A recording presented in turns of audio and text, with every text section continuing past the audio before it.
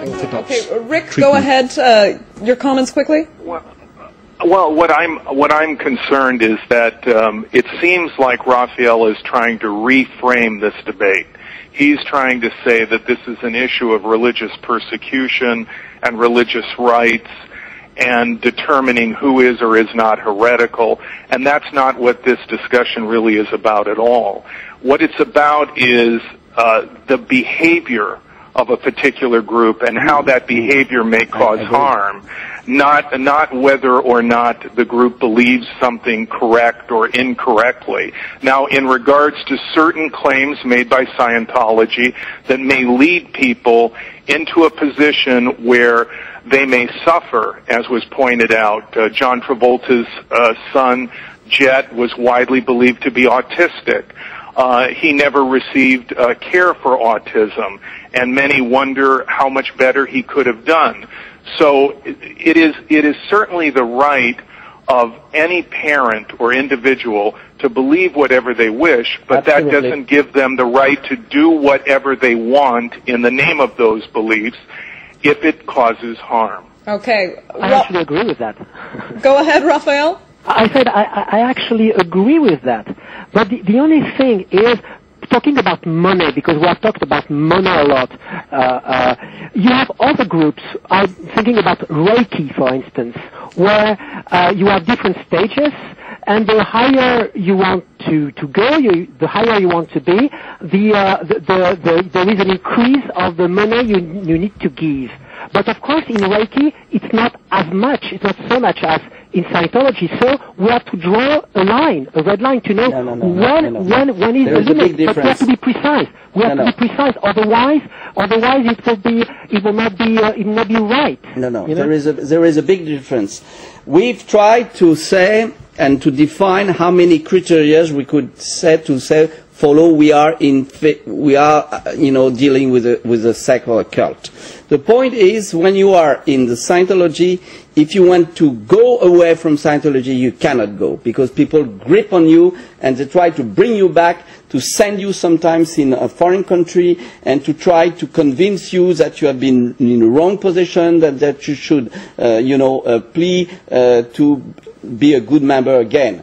So the point is, there is a third criteria which is very striking, is that when you are in face of a group in which each individual is holding the same speech, you see, saying the same things, whether you take them, then you have, might be a kind of sect, But the main point is that you don't go out of a sect, and this is the case of Scientology.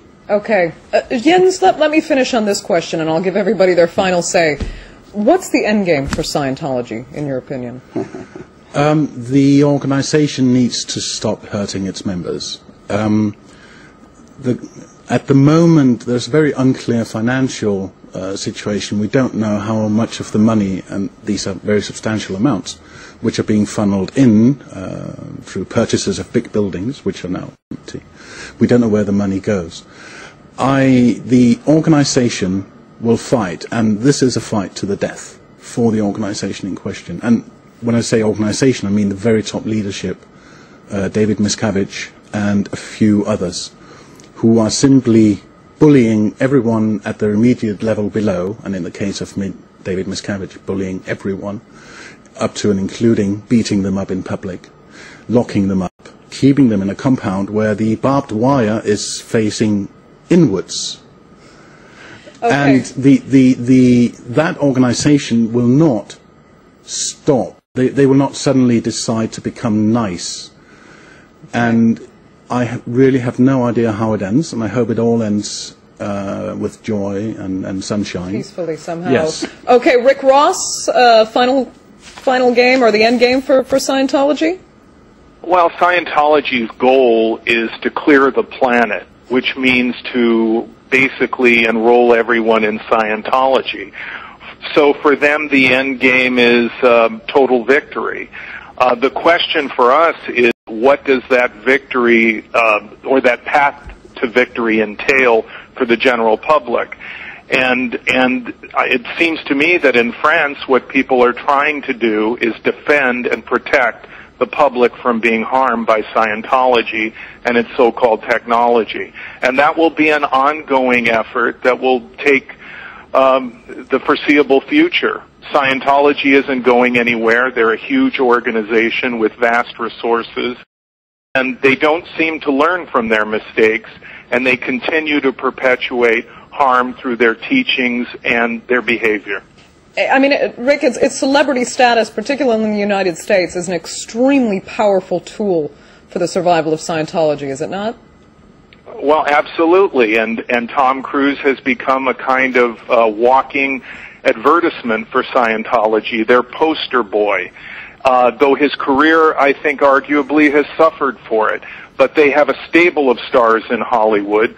Most recently, Will Smith and his wife Jada Pinkett Smith have been supporting something called Applied Scholastics and even funding a school in California.